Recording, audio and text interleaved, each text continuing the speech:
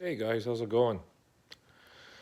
Little update, a little bit of bad news for me, anyways. So the other day, I went for a ride, went to the track, took it for a boot down the track. Car drove amazing.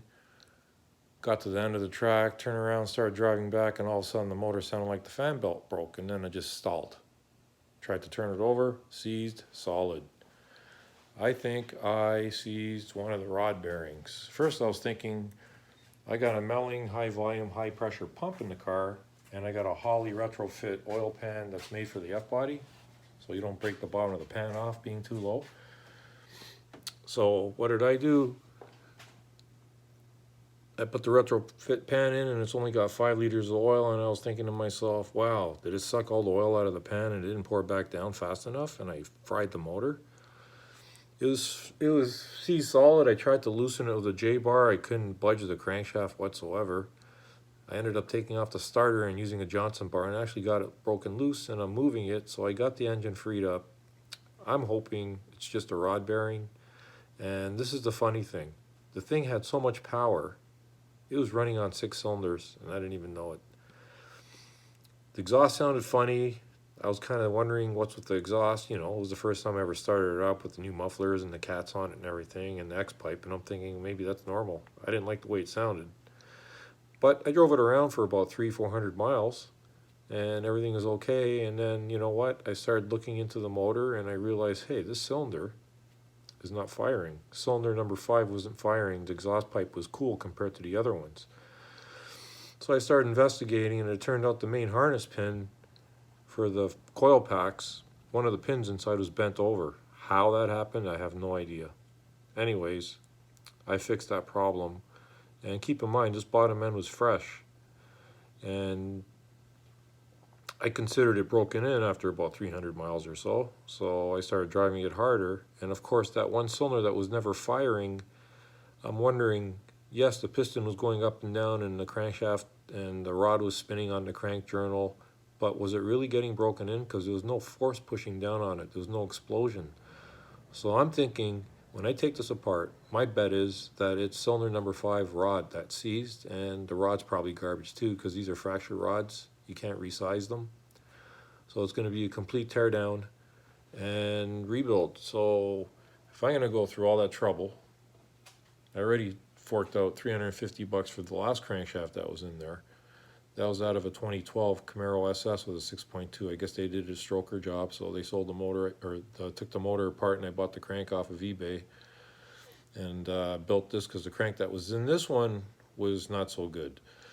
Anyways, that being said, I was online checking out Summit Racing equipment, and they got a forged steel non-twist, I think it was 4340 4-inch stroke crankshaft, which would make this a 406 cubic inch with H-beam forged rods, and it's about $1,500. Going to the scrap yards looking for another motor, I was looking at anywhere from $2,500 to $5,000 depending on the kilometers on it or miles on it for us American guys. And that's kind of pricey, and I'm thinking if it's just a rod bearing, the block is fine, and nothing broke because the thing just came to a halt. And when I was driving it back, when it did seize up, I was probably doing about 20 miles an hour. It was probably at like 1,000 RPMs. It's not like I was accelerating hard.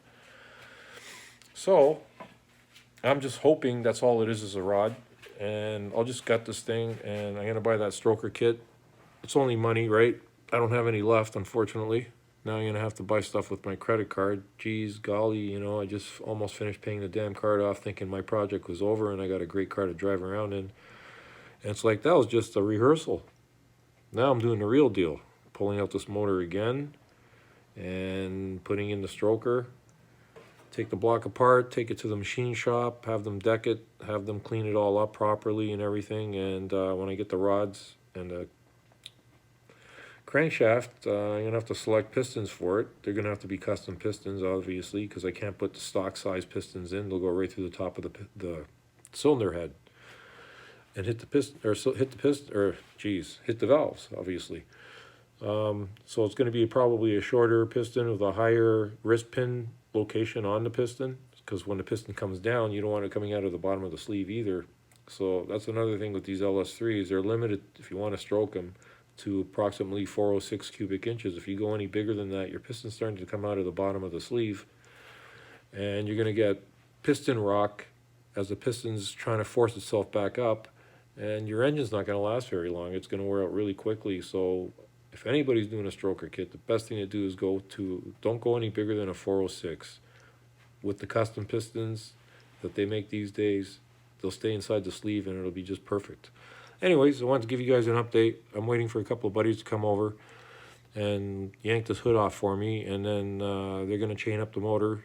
And I think there's 2 motor mount bolts holding this in and 1 bolt on the transmission. Everything else is off.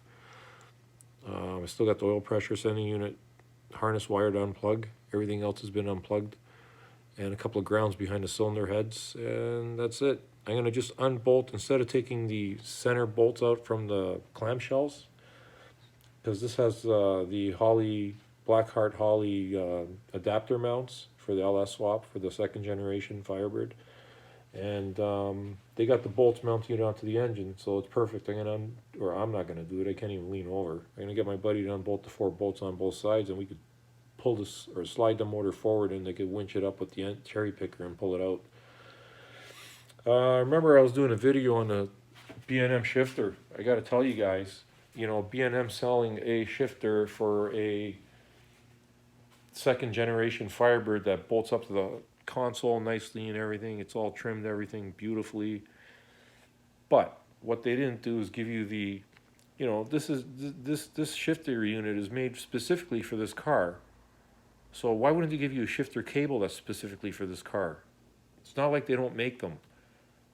The shifter came with a 5-foot cable, which is ridiculous. You got to wrap around the top of your transmission and then down to the transmission linkage to get it to hook up. And doing all those turns in there, it binded, and the shifter, the cable, which is I think $100 on the internet for B&M's cable, and it's totally trashed.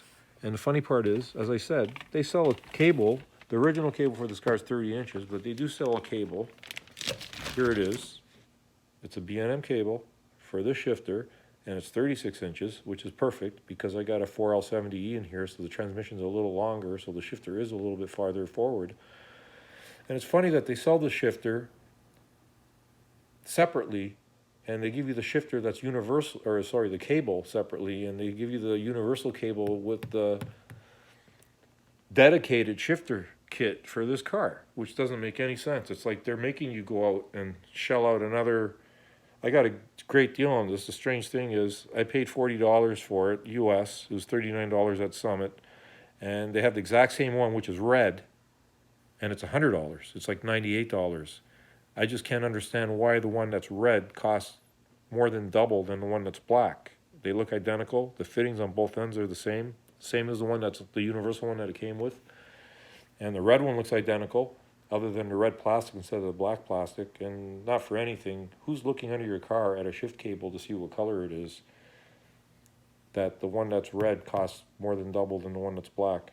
I don't know. You guys tell me. And what do you guys think about the engine seizer? Do you think I'm right about that rod seizing up because that cylinder was never firing, so it never broke in that one connecting rod bearing? Or do you think it's more catastrophic? I'm hoping it's just a rod bearing and not the crank bearings. If it's the crank bearings, the block is scrap. Crank bearing of sitting, you know, on an aluminum block, if it spins on you, you can't blind hone the block because the caps are made out of steel and the block material is made out of aluminum, so it's going to be really difficult to do it. They don't do it. The block would be scrapped anyways. So that's where I stand, guys. You tell me what you think. Leave a comment. Subscribe if you like this. I'm going to keep you guys posted when the motor comes out. We're going to tear it apart. And like I said, my guess is cylinder number 5 seized up. I could be wrong. I could be totally wrong.